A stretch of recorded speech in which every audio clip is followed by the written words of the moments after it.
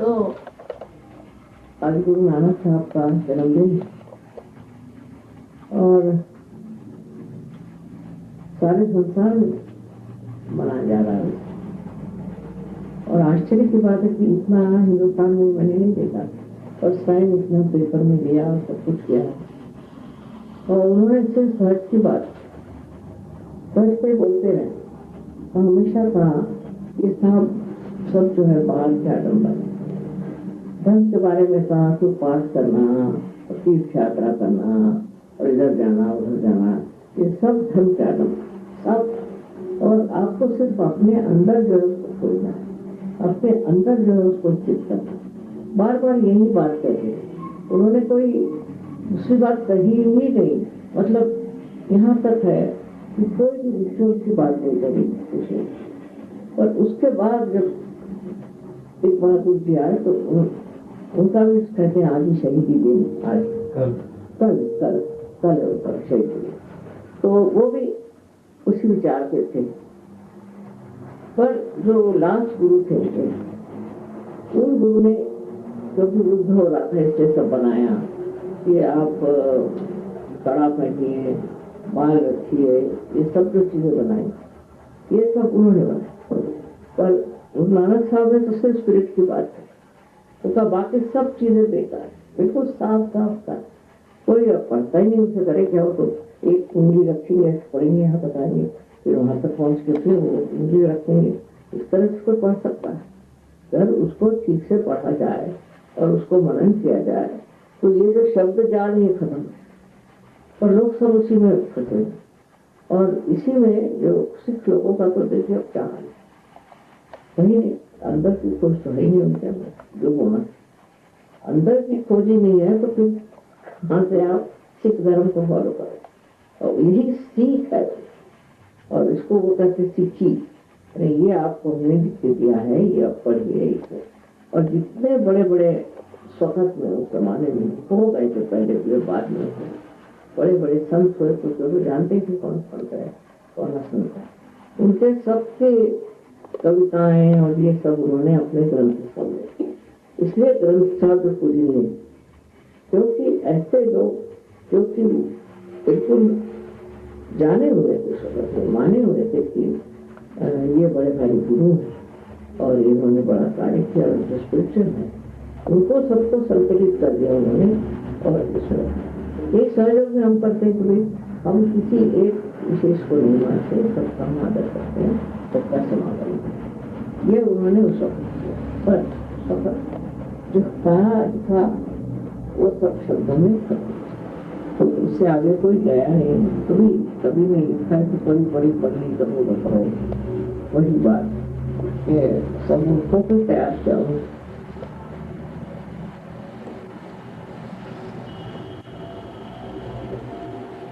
अब में तो कोई लड़ाई हो रही नहीं, कुछ हो रहा है तो ये पगड़ी रखने की जरूरत है और कच्छे रखने की जरूरत नहीं, फलाने और क्या क्या होता है, कंघी रखने की जरूरत नहीं हो।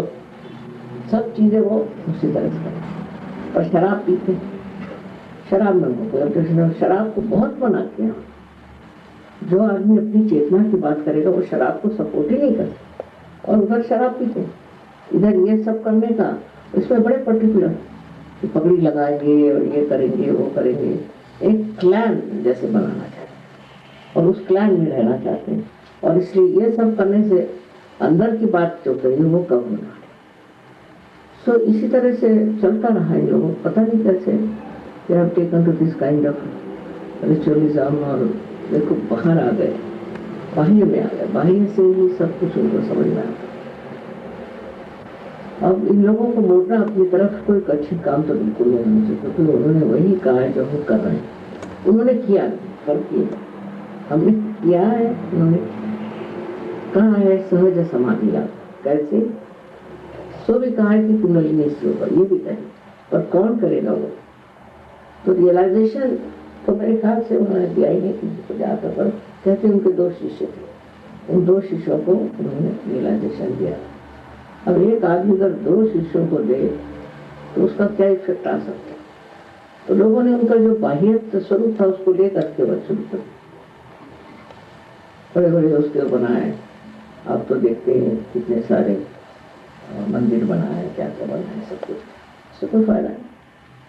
और मनुष्य कम बने, और जो बाकी बने हैं वो सरदार जी हैं, क्या बताएं इनको किस तरह से समझाया जाए कि, पर अब समझ में आने लगे। ऐसा नहीं, मैं देखती हूँ तो बस 8-10 समझ में आते ही,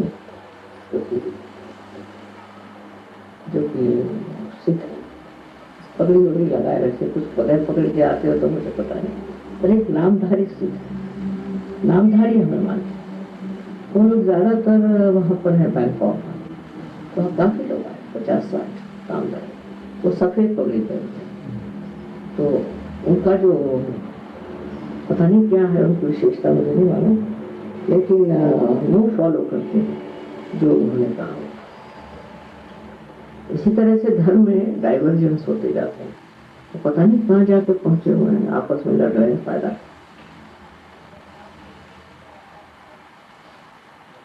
और उन्होंने तो ये कहा है कि मैं मुसलमानों का पीर हूँ साहब, और इनका गुरु हूँ हिंदुओं का, और उनका पीर हूँ।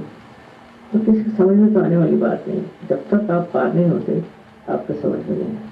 और यही बात, यही होना जरूरी था, पर उनका प्रिपरेशन था हमारे लोगों ने, सबने आपको प्रिपेयर किया, और अंत में हमारा काम ये कि उन्होंने जो कहा वो कर दे दिखा। लेकिन ये दशा सबकी हुई है, समझ में नहीं आता कि कितने लोग अच्छी तरह से खो गए, कहाँ से।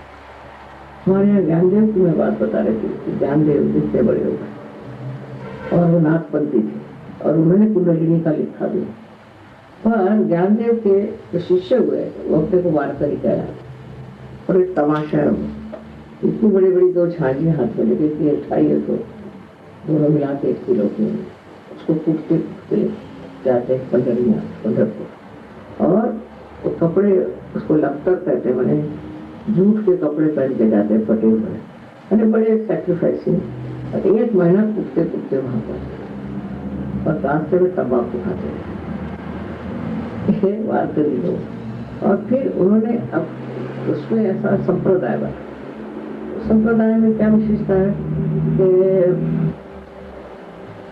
जैसे वो एक पालकी बताते, पालकी, जिनके पास की जूते नहीं थे पैर के, तो उनकी पादुका उसमें रखते हैं, और वो लेकर के गांव जाते हैं, और जिस गांव जाते हैं वहाँ पालकी आई तो वो सब वहाँ खाना खाते हैं, फिर दूसरे गांव गए, फिर पालकी आई, वहाँ खाना खाते, नहीं भीख मांगने का नया तरीका वहाँ बनाओ।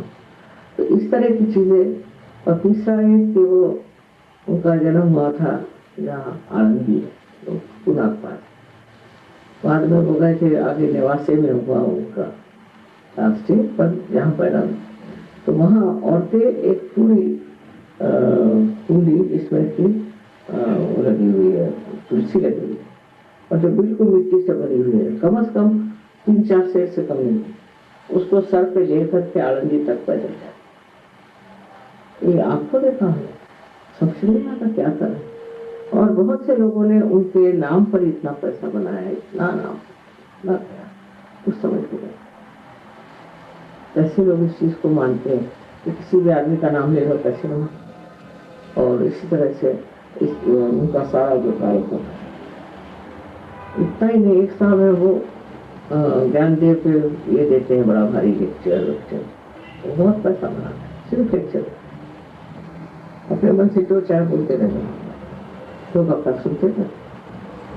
इस तरह की अंधश्रद्धा भरी हुई है सब। और इसी तरह से गुरु नानक साहब के साथ जो है, मैं देखती हूँ तो जानता ही नहीं गुरु नानक साहब ने क्या कहा क्या नहीं कहा।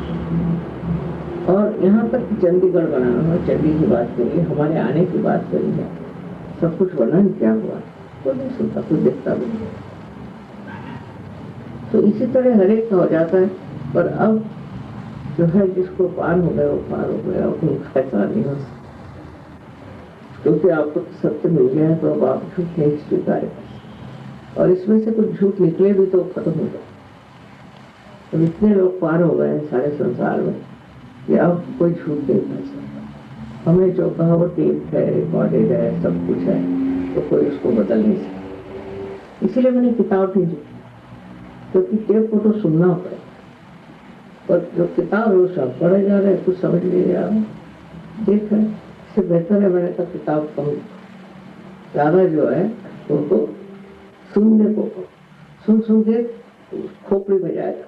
एक तो पढ़ने में बस मनोरंजन हो रहा, पढ़ रहे हैं तो क्या फायदा। और जब अब देखते हैं क्या सर्जों का हाल होने वाला है, समझ नहीं आता कि अब तो नहीं बिगड़ सकता। अब एक हद तक पहुंच गए, अब नहीं बिगड़ सकते, ऐसा मेरा विश्वास।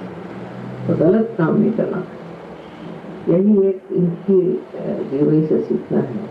गुरु नानक क्या कह गए, किताब से किताब लिख गए, गुरुवाणी पढ़ी है तो सारे जब एक कहा कि अपने को जानो, अपने को पहचानो, और लोग कर क्या।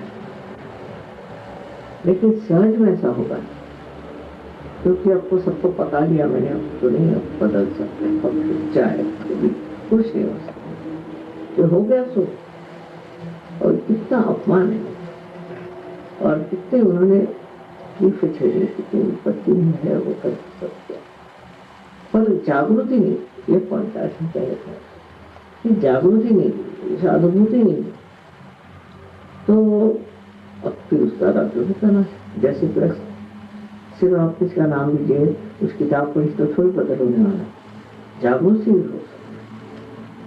और ये इनके से एक लेसन सबको लेना चाहिए कि हम इस तरह से गलत कर सकते हैं, या हम कोई अलग धारणा ना।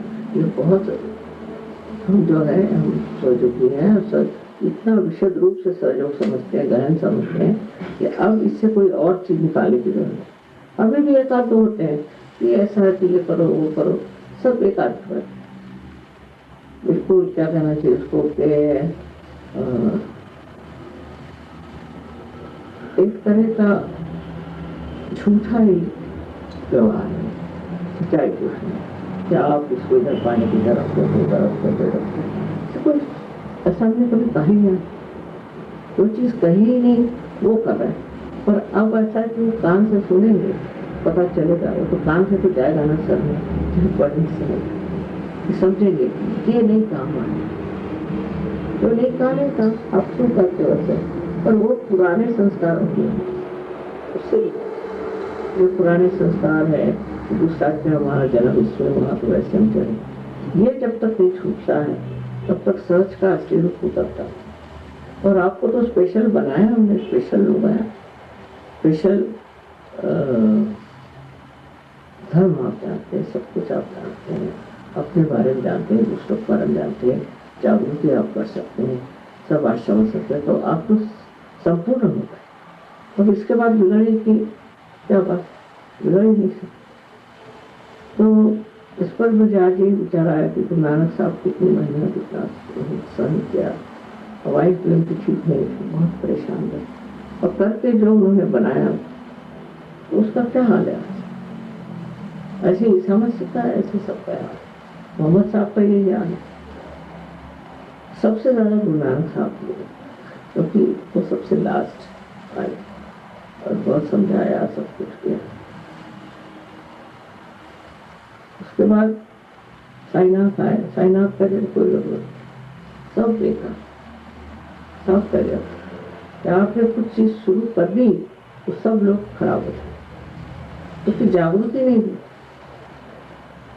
जागृति के बाद बात और है, सब एक हो जाते हैं, सब समझदार हो जाते। उसके बगैर बहुत मुश्किल था। तो उन्होंने तो किया ही नहीं, उनको उससे नहीं किया, लोगों को जोड़ा ही नहीं, कुछ नहीं, उनके शीशे हो गए बस ऐसे। और हमने भी ऑर्गेनाइज नहीं किया, हमारा कोई ऑर्गेनाइजेशन नहीं है कुछ नहीं, और पार होने पे ऑटोमेटिक ऑर्गेनाइज हो जाते हैं। जैसे शरीर है, इसके सारे अंग प्रत्यंग ऑर्गेनाइज थे अपने आप, उसी तरह से कोई ऐसा ऑर्गेनाइजेशन नहीं है, कुछ नहीं है, सब ऐसे ही चल रहा है।